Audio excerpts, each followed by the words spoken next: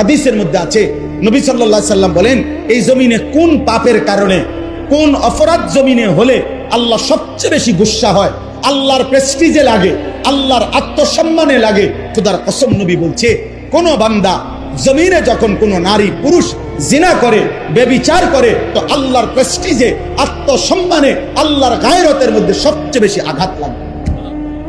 মালিক আমার বেশি গুসা হয়, মালিক আমার বেশি রাগ হয়।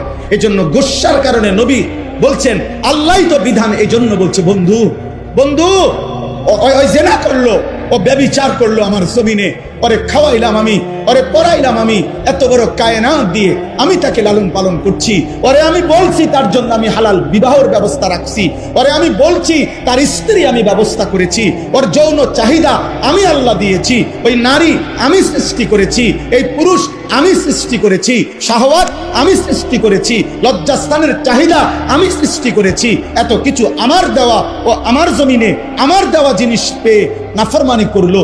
আল্লাহর নবীকে আল্লাহ বলছে, বন্ধু খবর লাগান, এটা যদি বিবাহিত পুরুষ এবং নারী হয়, এই জিনাকার পাথর মাইরা মাইরা ফেলেন, পাথর মারে জাগাত পরে আমি বিচার করবো, আবার পরে আখিরাতে।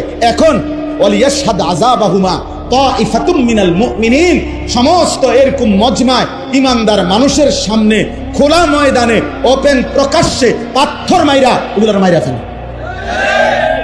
আর অবিবাহিত পুরুষ নারী হলে 100 করে চামড়ার বেত্রাঘাত করেন, যেন এক এক বাড়িতে 100 বছর মনে থাকে।